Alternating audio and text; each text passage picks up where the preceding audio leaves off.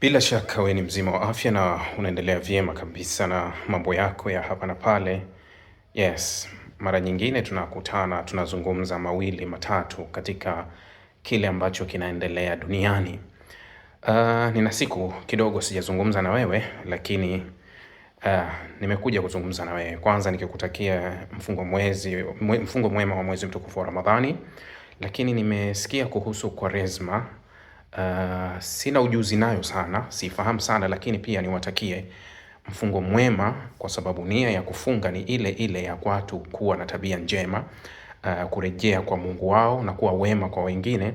Basi niwatakie mfungo mwema wa mwezi mtukufu wa Ramadhani, lakini kwa wale ambao wanafunga kwa ajili ya mwezi wa Kwaresma pia niwatakie kuwa mfungo mwema pia kwenu nyie.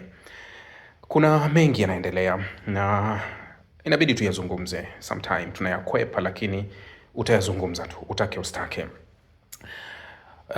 Na mada kubwa ninabaki ni Iran na Marekani. Nini ambacho kinaendelea Iran Marekani? Kinachoendelea ni hiki ambacho tunakishuhudia hivi sasa. Ukirudi nyuma kwenye mazungumzo niliyoyazungumza juzi kupitia uchambuzi wangu wa kila siku kupitia grupu za Rahby Digital, nilizungumza baada tu ya mazungumzo yaliyofanyika pale Geneva kumalizika na taarifa iliyotolewa na waziri wa mambo ya nje wa Irani Abbas Araghchi na taarifa iliyotolewa na makamu wa rais wa Marekani JD Vance. Zilikuwa taarifa mbili ambazo zinaakisi jibu la kile kinachotaka kuja kutokea.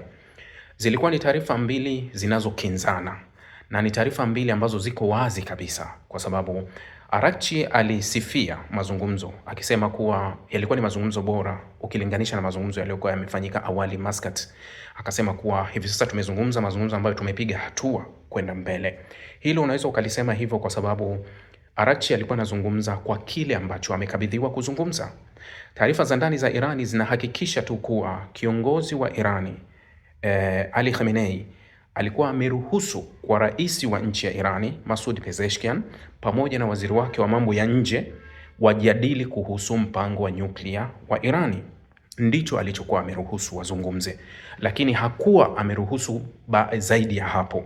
Sasa Irani walivyokuwa wakitoa taarifa, walitoa taarifa kwa sababu ya kile ambacho walienda kukizungumza.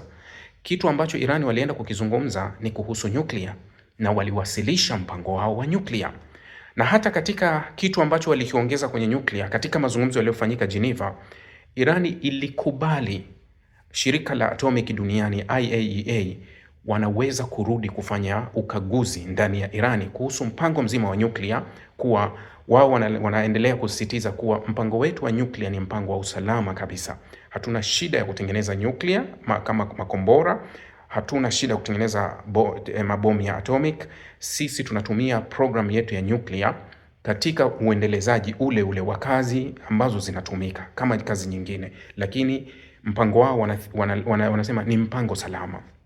Sasa Irani kwa sababu kabla ya mazungumzo yale kulikuwa kuna mazungumzo yalifanyika kati ya waziri wa mambo ya nje wa Irani Abbas Araghchi pamoja na mkuu wa shirika la atomic IAEA Rafael Grossi. Awali walianza kwenye mazungumzo.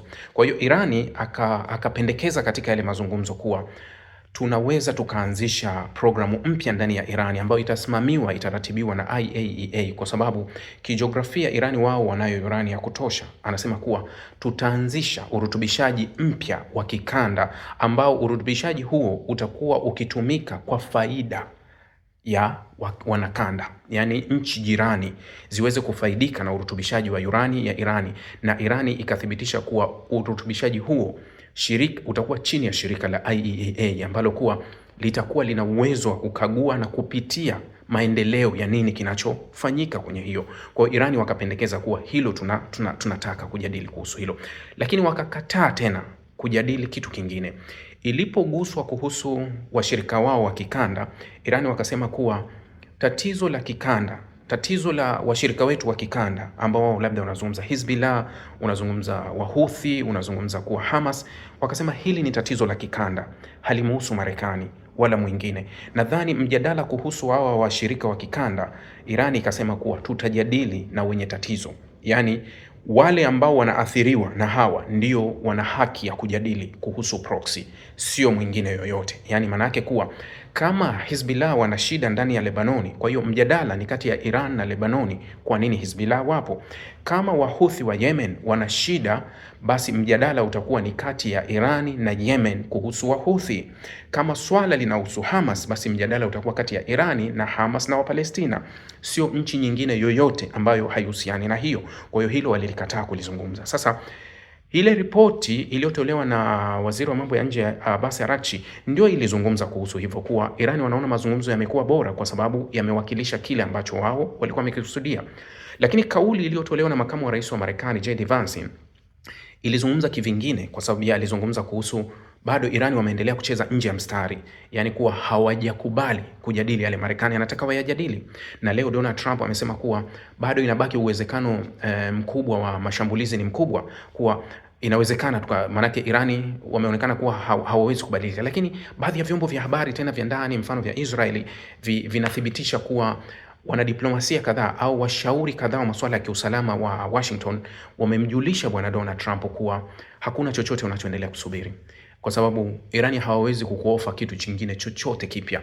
Yani Irani walichokupa hiki ni hicho, kimeishia hapo, kuwa hamna chochote kipya utatarajia kupata kwa Irani kwa hivi sasa, kwa sababu vile pekee ambavyo walitaka kuvijadili ni hivi, hawatoongeza. Yani swala la makombora Irani wamekataa kabisa kulijadili. Swala la proxy wamekataa kabisa kulijadili. Sasa ukichukulia kauli ya JD Vance, makamu wa rais wa Marekani, ukichukulia kauli ya Abbas Araghchi, waziri wa mambo ya nje wa Irani, ni kauli mbili ambazo zilikuwa zinatoa ishara iliyo wazi kabisa kuwa huu mzozo bado ni mkubwa sana na unaendelea pabaya. Sasa baada ya pale nini tunachokiona? Ni ripoti, taarifa za vyombo vya habari mbalimbali vya magharibi vikisema kuwa wakati wowote tunasubiri. Niliona chombo kimoja kinasema kuwa maybe tuna 48 hours kutoka leo tukashuhudia mashambulizi yameibuka ndani ya Irani. Lakini kuna taarifa ambayo vyombo vya habari inataja kuwa waziri wa mambo ya nje wa Marekani Marco Rubio, ambaye pia anashika nafasi ya mshauri wa usalama wa White House, ataelekea Tel Aviv Jumapili. Yani Jumapili ataelekea Israeli kujadili na Israeli kuhusu maendeleo kuhusu Irani.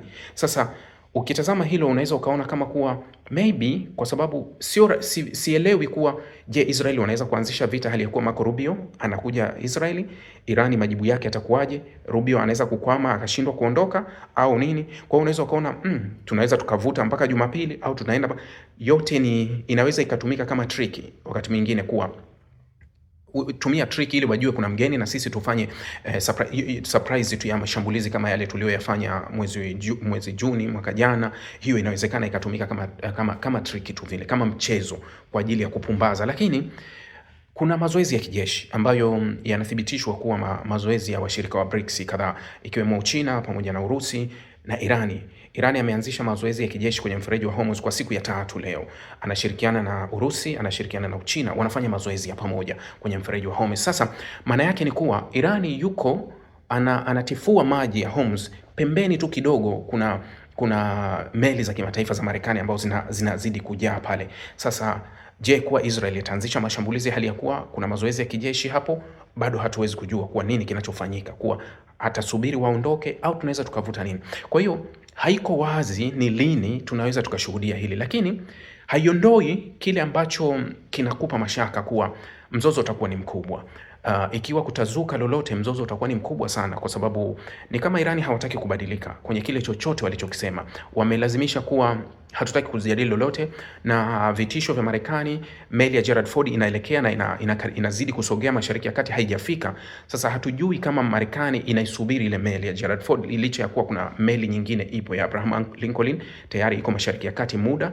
Sasa hivi sasa hatujui kuwa je, ukimya au hii subira ambayo inaonekana kuwa Marekani wamekuwa nayo kabla ya kufanya mashambulizi, je, ni kwa sababu wanaisubiri ile meli ambayo inaelekea Mashariki ya Kati, au tuseme vikosi vya Marekani ambavyo vinapangwa Mashariki ya Kati bado havijapangwa?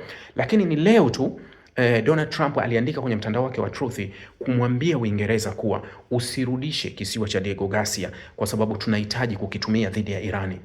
Marekani mwaka jana wakati wa vita ile ya siku 12 alitumia kisiwa cha Diego Garcia ambacho kiko bahari ya Hindi, kiko karibu na Socotra ya Yemen, lakini ni kisiwa ambacho kiko bahari ya Hindi, mali ya Madagascar.